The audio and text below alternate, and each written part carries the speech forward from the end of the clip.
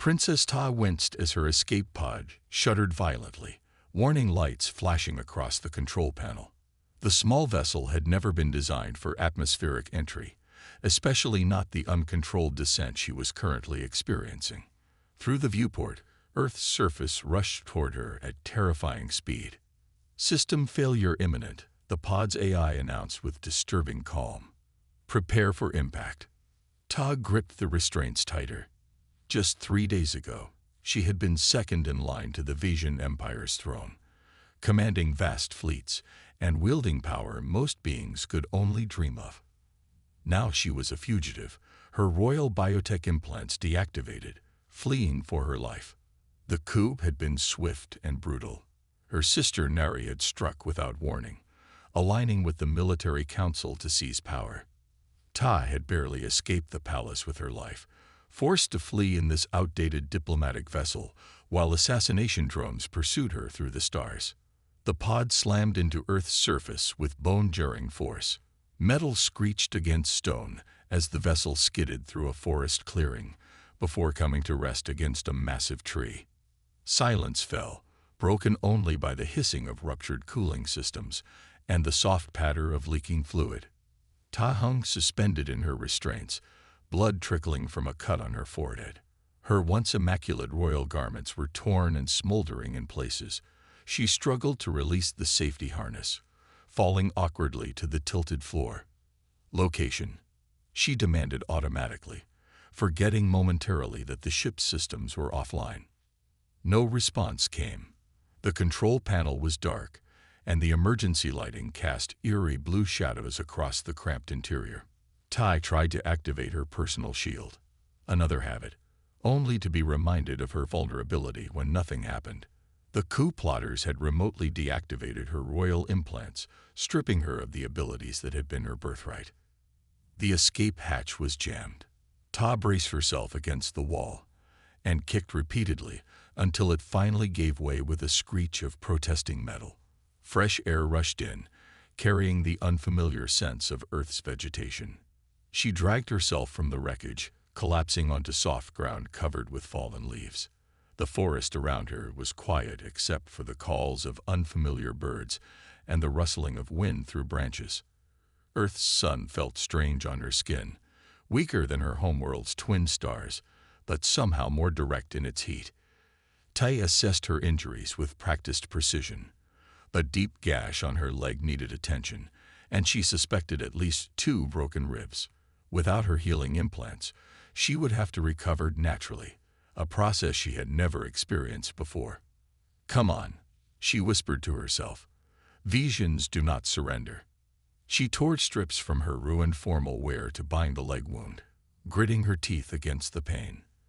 The royal garments, once a symbol of her elevated status, were now merely fabric. The sound of breaking twigs made her freeze. Something was approaching. Ta glanced around for a weapon but found nothing useful. Without her implants, she was weaker than she had ever been, stranded on a primitive world considered barely worth noting in the Empire's databases. A human male emerged from between the trees, stopping abruptly when he spotted her. He carried a small pack and what appeared to be scientific instruments. His eyes widened in surprise rather than fear as he took in her clearly non-human appearance. "Hello," he called out cautiously. "Are you okay? Do you need help?" Ta instinctively tried to access her translator implant before remembering it was deactivated. She concentrated instead, reaching out with her mind as she had been taught in her earliest training. To her surprise, she felt a connection form. Humans were not supposed to be telepathically compatible with visions. "I am injured," she projected the thought toward him, watching his reaction carefully. The human startled, looking around as if to find the source of the voice he'd heard in his mind. "Did you just speak in my head?" he asked, approaching slowly. "Yes," Ta projected again. "I require assistance." He knelt beside her, keeping a respectful distance. "I'm June," he said. "I'm a wildlife biologist. I was tracking bird migration patterns when I saw something crash." His eyes moved to her wounded leg. "That looks bad. I have a first aid kit in my pack." Tai observed him as he retrieved medical supplies. His movements were efficient and practiced. On her world, humans were considered simple creatures, barely worth studying, useful only as potential labor in the Empire's expansion plans. Yet this one showed intelligence in his eyes and skillful hands as he prepared to treat her wound. "This will sting," he warned, applying an antiseptic solution. Tai flinched but remained silent. She would not show weakness, even now. "What's your name?" June asked as he worked. "I am Princess Ta of the Vegan Empire," she projected automatically, then immediately regretted revealing her identity. Old habits died hard. June's expression remained unchanged, as if alien royalty crashed in his forest every day. "Well, Your Highness, that leg needs proper treatment. My cabin is about 2 kilometers from here. Can you walk if I help you?" Tai started to refuse. The idea of accepting help from a human was almost unthinkable, but reality quickly asserted itself. She was stranded, injured, and vulnerable. Pride would not serve her here. "Yes," she projected reluctantly. Jun helped her stand, supporting her weight as they began a slow journey through the forest. Ta marveled at the strange disconnect. Her body weakened while her telepathic abilities remained functional. The royal scientists had always claimed these powers came from the implants, yet here she was, communicating mentally with a human despite everything that had been taken from her. "How can you hear my thoughts?" she asked him. "Your species should not be compatible." June shrugged. "I don't know much about aliens, to be honest. You're the first I've met." As they walked, Tai caught glimpses of her reflection in a stream they passed. The proud Vision princess was gone, replaced by a battered refugee leaning on a human for survival. The fall from grace was complete. Yet something stirred within her, a different kind of strength, one she hadn't known existed. Perhaps being stripped of everything would reveal what truly remained. "My cabin is just ahead," Jun said, pointing to a simple structure nestled among the trees. "You'll be safe there while you heal." Ta nodded silently. Safety was relative when one had fallen as far as she had. But for now, it would have to be enough. June's cabin was small but sturdy, a wooden structure with a sloping roof nestled among tall pines. Inside, it smelled of wood smoke and herbs. Ta scanned the single room with quiet disdain. Primitive cooking equipment, handmade furniture, shelves lined with paper books.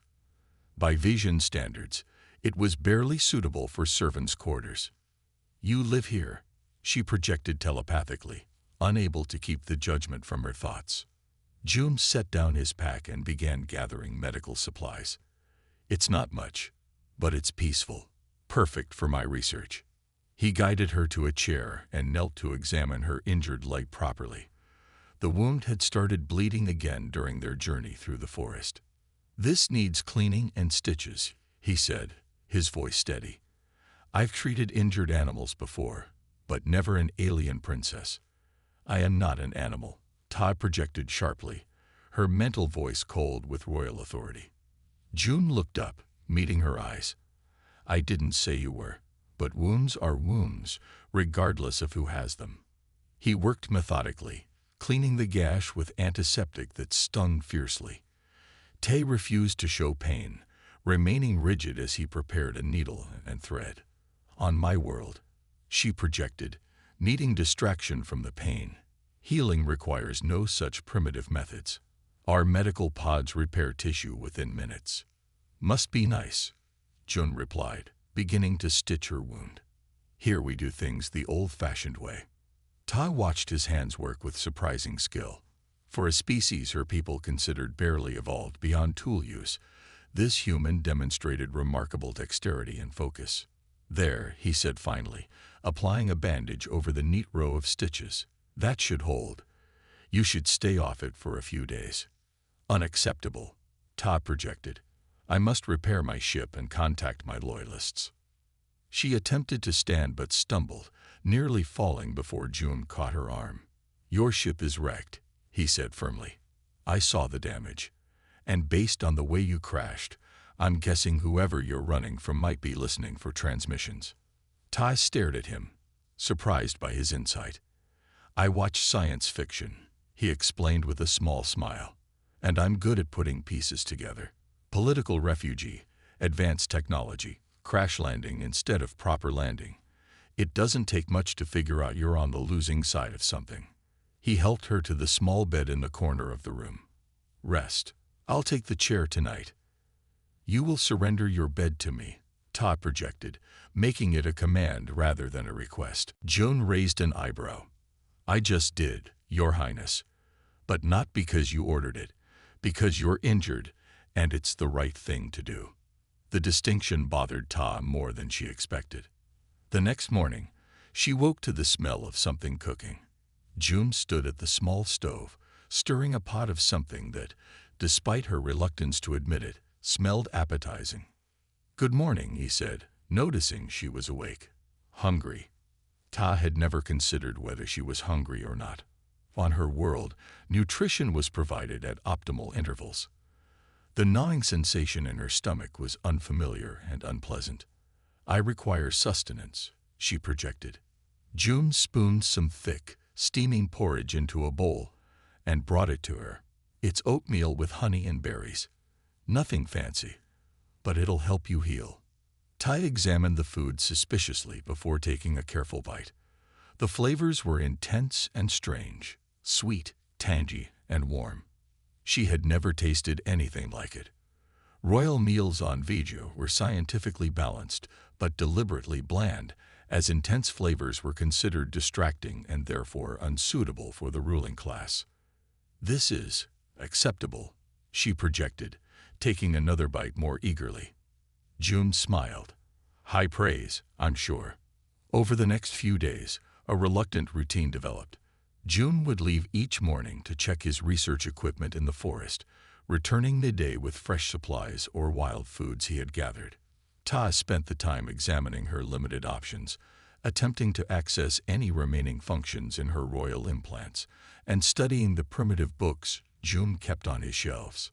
Your scientific understanding is rudimentary, she informed him one evening as he returned with mushrooms he had collected.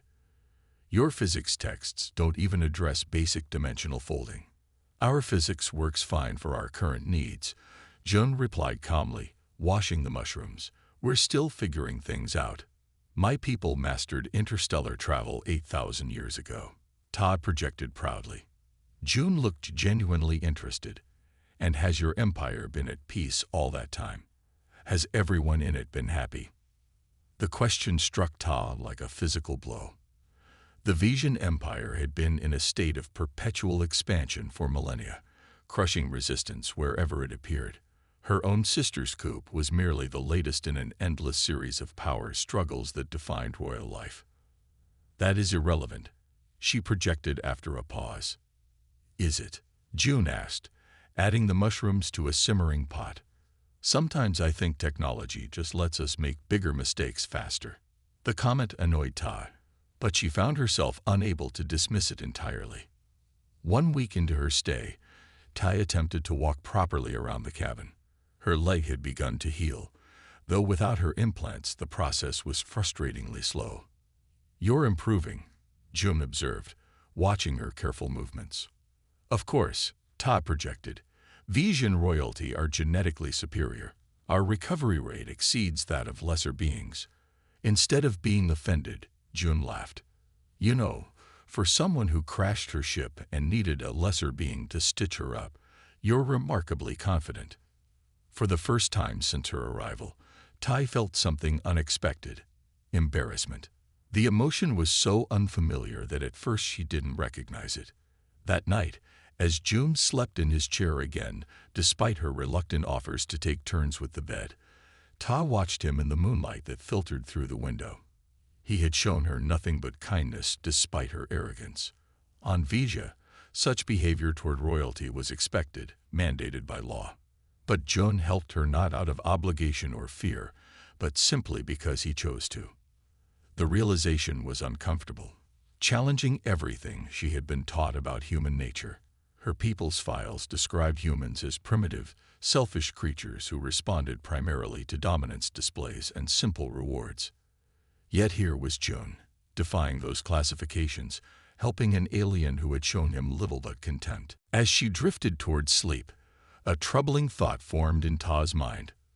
What if the Vision Empire was wrong about humans? And if they were wrong about this, what else might they be wrong about? The morning sky blazed with unusual colors as Ta stepped outside June's cabin. Her leg had almost completely healed, allowing her to move with something close to her natural grace. She inhaled the crisp forest air, still strange but no longer unpleasant to her vision senses. A sudden prickling sensation at the base of her skull made her freeze. It was a feeling she knew well, the activation of distant vision technology. She scanned the sky, her enhanced vision picking out a small distortion high above the clouds.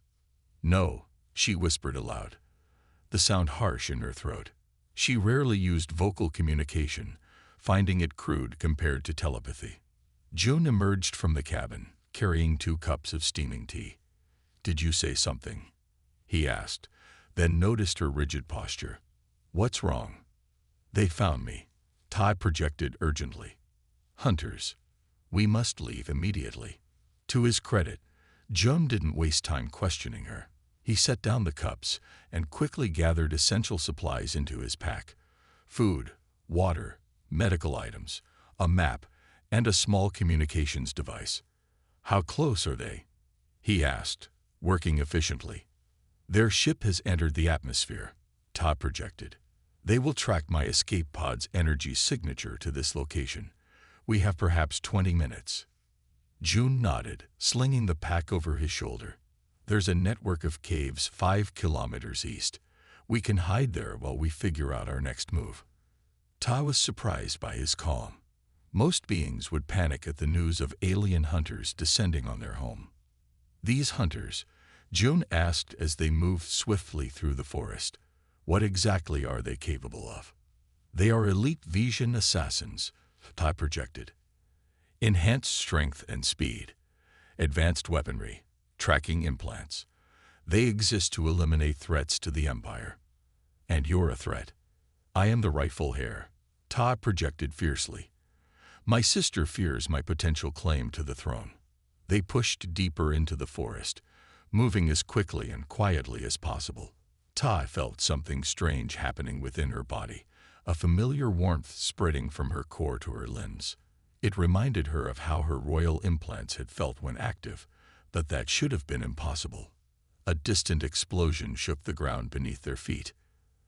"That was my cabin," Jum said grimly, not breaking stride. "They're not being subtle." Tay reached out with her mind, trying to sense the hunters. To her shock, she could feel them. 3 distinct Vision consciousnesses, cold and focused. Her telepathic abilities were strengthening, despite her deactivated implants. 3 hunters, she projected to June. "They're spreading out to search the forest." June glanced at her with surprise. "You can sense them?" "Yes, it should not be possible without my active implants. But," she broke off, concentrating. "One is heading directly toward us." They changed direction, moving northwest instead of east. June led them through a shallow stream, walking in the water to mask their scent and footprints. "Do they have some kind of heat vision?" he asked quietly. "Yes," Ta projected, "but the water will confuse their sensors temporarily." They emerged from the stream onto rocky ground, leaving minimal traces. June moved with surprising stealth for a human, placing each step carefully. A high-pitched whine cut through the air as an energy pulse struck a tree nearby, turning it instantly to ash. Todd pulled June behind a large boulder as a second pulse sizzled past. "One found us," she projected, her mental voice tight with tension. Through the connection that had formed between them, June felt her fear, not just for herself, but for him as well. The realization that she cared about his safety came as a surprise to them both. The hunter appeared at the edge of the clearing, tall and sleek in black armor that seemed to absorb light. Its helmet concealed any features, but Ta knew the face that would be beneath it: cold, efficient, utterly loyal to the Empire. "Princess Ta," the hunter spoke in the formal Vision language, "your execution has been ordered by Empress Neri." Surrender and your death will be painless. Ta didn't respond. She placed a hand on Jun's arm, urging him to remain still. The hunter moved forward with inhuman grace, energy weapon raised. The human with you will die regardless. Their species is classified as expendable. Jun's expression hardened at the translated words. Without warning, he picked up a stone and threw it far to their right. The hunter's helmet turned toward the sound. In that moment of distraction, Jun pulled a small container from his pack and tossed it directly at the hunter. It exploded in a cloud of fine powder that clung to the black armor, revealing its outline clearly against the forest background. Run, Jun hissed, pulling Tai away while the hunter tried to clear its visual sensors. They sprinted through the trees, the sound of the hunter's rage echoing behind them. Tai marveled at Jun's quick thinking. The tracking powder was a simple tool used to study animal movements, yet it had effectively neutralized the hunter's advanced camouflage technology. There's a ravine ahead, Jun gasped as they ran. If we can reach it. An energy pulse struck the ground at their feet, sending them tumbling. Tai rolled to a stop, momentarily stunned, as the hunter advanced. Primitive tricks will not save you, it announced, weapon trained on them. Jun lay nearby, clutching his side where the blast had grazed him. His pain reached Ta through their connection, igniting something within her. The strange warmth she had felt earlier surged, becoming a flood of energy that rushed through her body. Without understanding how, Ta knew she could act. She rose to her feet, eyes fixed on the hunter. I am Princess Ta of the royal bloodline. She projected, not just to Jun, but directly into the hunter's mind with unexpected force. The hunter staggered, weapon wavering. Impossible. Your implants were deactivated. You underestimate me, Ta projected, her mental voice resonating with newfound power. You underestimate what I have learned on this planet. She reached out with her mind, and for the first time in her life, touched the hunter's weapon directly with her thoughts. The energy cell within it overloaded, causing the hunter to drop it as it began to glow dangerously hot. The distraction gave Jun time to act. He launched himself at the hunter's legs, a move so unexpected that it succeeded in toppling the armored figure. Together, they rolled toward the ravine edge. Ta, Jun called out as he and the hunter teetered on the brink. Without hesitation, Tai rushed forward and grabbed Jun's arm, pulling him back from the edge with strength she shouldn't have possessed. The hunter, off balance, tumbled into the ravine with a howl of rage. They stood breathing heavily, staring at each other in shocked silence. How did you do that? Jun finally asked. With the weapon? Ta looked at her hands in wonder. I don't know. My abilities are returning, but differently. Stronger. She looked at him intently.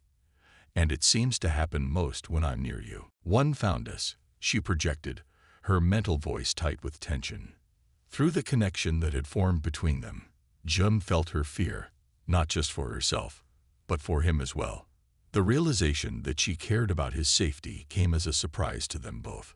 The hunter appeared at the edge of the clearing, tall and sleek in black armor that seemed to absorb light. Its helmet concealed any features, but Ta knew the face that would be beneath it. Cold, efficient, utterly loyal to the Empire.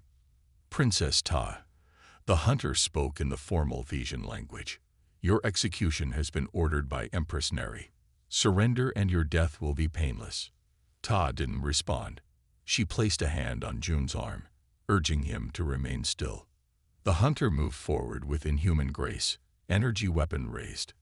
The human with you will die regardless. Their species is classified as expendable. Jun's expression hardened at the translated words. Without warning, he picked up a stone and threw it far to their right. The hunter's helmet turned toward the sound. In that moment of distraction, Jun pulled a small container from his pack and tossed it directly at the hunter. It exploded in a cloud of fine powder that clung to the black armor, revealing its outline clearly against the forest background. Run, Jun hissed, pulling Tai away while the hunter tried to clear its visual sensors. They sprinted through the trees, the sound of the hunter's rage echoing behind them. Ta marveled at Jun's quick thinking. The tracking powder was a simple tool used to study animal movements, yet it had effectively neutralized the hunter's advanced camouflage technology. "There's a ravine ahead," Jun gasped as they ran. "If we can reach it." An energy pulse struck the ground at their feet, sending them tumbling. Tai rolled to a stop, momentarily stunned as the hunter advanced. "Primitive tricks will not save you," it announced, weapon trained on them. Jun lay nearby, clutching his side where the blast had grazed him. His pain reached Ta through their connection, igniting something within her. The strange warmth she had felt earlier surged, becoming a flood of energy that rushed through her body. Without understanding how, Ta knew she could act. She rose to her feet, eyes fixed on the hunter. "I am Princess Ta of the royal bloodline," she projected, not just to Jun, but directly into the hunter's mind with unexpected force. The hunter staggered, weapon wavering. "Impossible. Your implants were deactivated. You underestimate me," Ta projected, her mental voice resonating with newfound power. "You underestimate what I have learned on this planet." She reached out with her mind, and for the first time in her life, touched the hunter's weapon directly with her thoughts. The energy cell within it overloaded, causing the hunter to drop it as it began to glow dangerously hot. The distraction gave Jun time to act. He launched himself at the hunter's legs, a move so unexpected that it succeeded in toppling the armored figure. Together, they rolled toward the ravine edge. "Ta!" Jun called out as he and the hunter teetered on the brink. Without hesitation, Tai rushed forward and grabbed Jun's arm, pulling him back from the edge with strength she shouldn't have possessed. The hunter, off balance, tumbled into the ravine with a howl of rage. They stood breathing heavily, staring at each other in shocked silence. "How did you do that?" Jun finally asked. "With the weapon." Ta looked at her hands in wonder. "I don't know. My abilities are returning, but differently. Stronger." She looked at him intently. "And it seems to happen most when I'm near you." "Hunter," she projected urgently, approaching from the east. Jun didn't break stride, but subtly changed direction, leading them toward a crowded market area. "Will they attack in public?" he asked under his breath. "Not directly," Ta projected. "They'll try to isolate us first." They wove through the market, Tai remaining in character despite the growing danger. The hunter followed at a distance, wearing a human disguise that wouldn't fool close inspection but served well enough in passing. "We need a distraction," Jun murmured. Ta glanced around, then spotted a marketplace security guard. A plan formed in her mind. "I'm going to create confusion," she projected. "When I do, move toward the north exit." Before Jun could question her, Ta focused her strengthening abilities. She reached out mentally to several humans nearby, sending a simple but alarming thought into their minds. "Thief." The effect was immediate and chaotic. Several people turned accusingly toward their neighbors. Arguments erupted. The security guard rushed toward the commotion. In the confusion, Jun led Ta swiftly toward the exit. The hunter, momentarily confused by the sudden disorder, lost visual contact. They slipped out of the market and quickly made their way to the town's edge, where a bus was preparing to depart. "That was brilliant," Jun whispered as they boarded, Tai still maintaining her pet disguise. "How did you do that?" "I am discovering that humans are more telepathically receptive than my people believed," Ta projected. "And my abilities grow stronger each day I spend with you." The bus departed, carrying them away from the hunter, at least temporarily. As the town receded into the distance, Tai remained curled at Jun's feet, but her mind was racing with new understanding. On Vija, power was measured by how many served beneath you. The ultimate display of status was to have others kneel while you stood tall. Yet here she was, physically lowered, playing a subservient role, and feeling strangely empowered by it. The ability to adapt, to set aside pride for survival, to use perceived weakness as strength. These were concepts absent from royal education. That night, in a small motel room paid for with Jun's dwindling funds, Tay resumed her normal posture. She watched as June checked the wound on his side, which was healing well. "Thank you," she projected simply. June looked up, surprised. "For what?" "For treating me as an equal even when I appear as your pet," Ta projected. "On my world, appearances and hierarchy are everything. Power flows from dominance." "That sounds lonely," June said quietly. The observation struck Ta with unexpected force. She had never considered royal life lonely, isolated and privileged. Yes, but loneliness implied a lack she had never acknowledged. Yet here, billions of light years from her throne, playing the role of a pet to survive, she felt more genuinely connected than she ever had among her royal court. Perhaps, she projected carefully, my people's understanding of power was incomplete. June smiled slightly. Power isn't just about control. Sometimes it's about connection. Outside, the stars shone in patterns unfamiliar to Ta's eyes. Somewhere among them, 2 more hunters searched. But for the first time since her crash landing, Princess Ta wasn't focusing on what she had lost. She was discovering what she might gain. The abandoned radio observatory stood like a skeleton against the night sky. Its massive dish pointed toward the stars. Ta and Jun had chosen it deliberately, remote enough for safety, yet equipped with technology they could adapt to their needs. 3 weeks had passed since they began their journey together. In that time, they had evaded the hunters through a combination of Jun's knowledge of Earth's wilderness and Tay's growing abilities. The princess who had once viewed humans as primitive now looked at Jun with unguarded respect. "The modifications are ready," Jun said, connecting the final wires to the jury-rigged communication system they had built from the observatory's old equipment and parts from Tay's crashed escape pod. Ta nodded, feeling the familiar warmth of her powers flowing through her body. What had begun as simple telepathy had expanded into something the royal scientists on Vija would have deemed impossible: the ability to interface directly with technology using only her mind, to sense energy patterns across vast distances, and even to influence the thoughts of others. "The hunters are coming," she projected, her mental voice calm despite the gravity of her words. "All of them. They have joined forces for a final assault." June checked the makeshift defenses they had prepared around the observatory. "How long do we have?" "They will arrive by dawn," Tay replied, looking toward the eastern horizon, where the faintest glow had begun to appear. They worked silently for a time, each understanding their role in the plan they had developed. June made final adjustments to the communication array while Tai meditated, gathering her strength for what was to come. "Ta," June said finally, breaking the silence. "If this doesn't work." "It will work," she projected with certainty. "But if it doesn't," he persisted, "I want you to know that these weeks with you have changed how I see the universe. Before you crashed into my forest, I thought I was alone and studying the stars. Now I know better." Tati felt an unfamiliar tightness in her chest. On Vija, such open sentiment would be considered a weakness. Yet here, facing possible death, it felt like strength. "When I first arrived," she projected, "I saw you as lesser.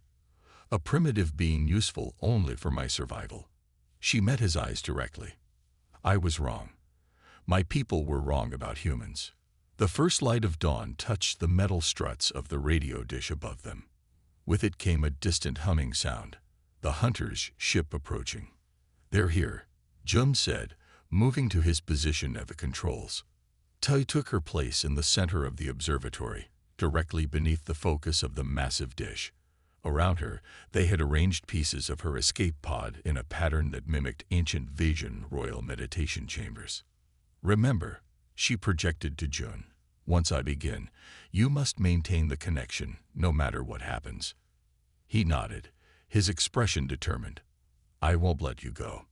The hunter's ship appeared on the horizon, sleek and deadly, its weapon systems already charging. It would not land this time. There would be no chase, no hunt. The assassins had decided to end this with overwhelming force. Ta closed her eyes, reaching out with her mind. She felt Jum's consciousness nearby, steady, reliable, a fixed point in her mental landscape. Through him, somehow, her natural Vision abilities had been amplified beyond anything her people had thought possible. The communication array powered up, its energy flowing into the pattern around Ta. She opened herself to it, becoming a conduit between the technology and the cosmos. Above, the massive dish redirected its focus, no longer passively receiving signals from the stars, but actively transmitting.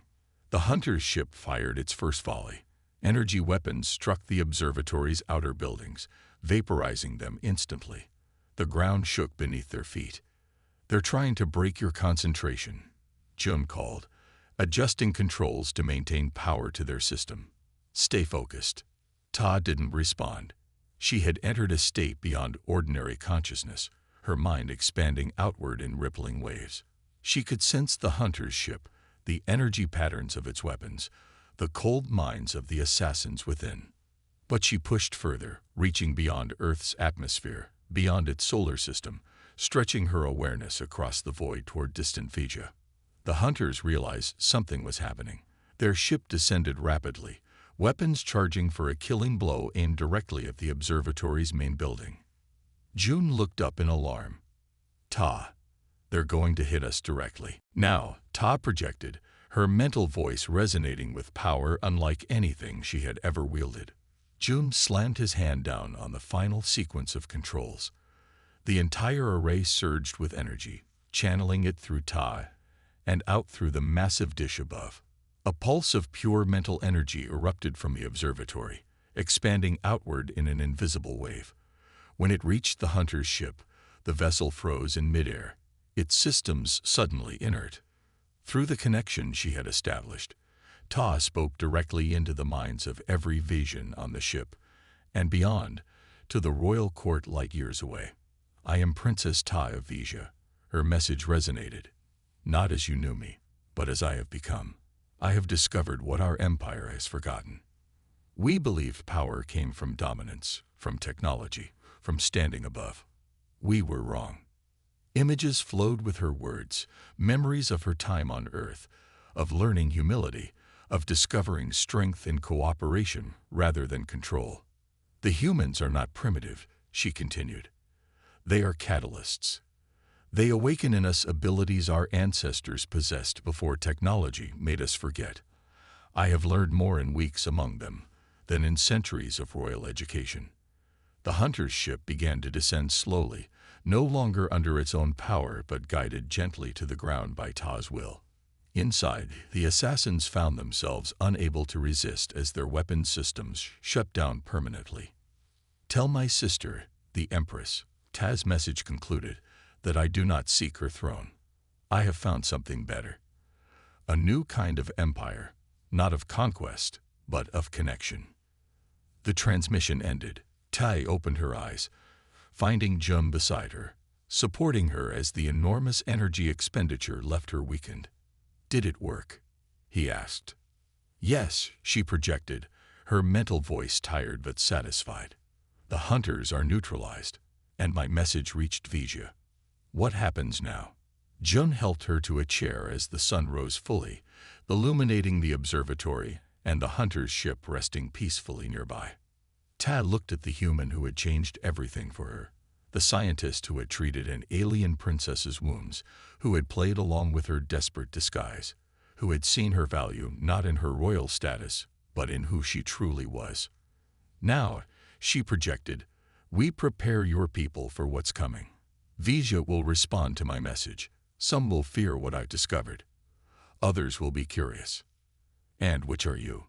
Jun asked. Ta smiled, a gesture she had learned from him. "Curious. Always curious now."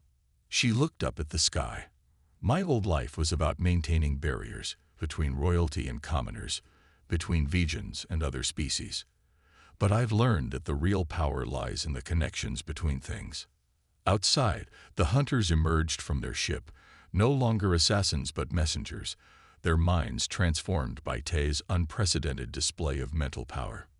"Will you return to Vija?" Jun asked, the question he had been avoiding for weeks. Te reached out, taking his hand in a very human gesture of connection. Eventually, perhaps, but not to rule as before. My place is here for now, helping your people prepare for a wider universe. She paused, adding, and learning more about what humans and vegans can accomplish together. The sun climbed higher, casting the shadow of the great dish across the landscape, no longer a tool for merely listening to the stars, but for speaking to them as well. Just as Tai was no longer merely a princess, but something new, a bridge between worlds. What should we call this new approach?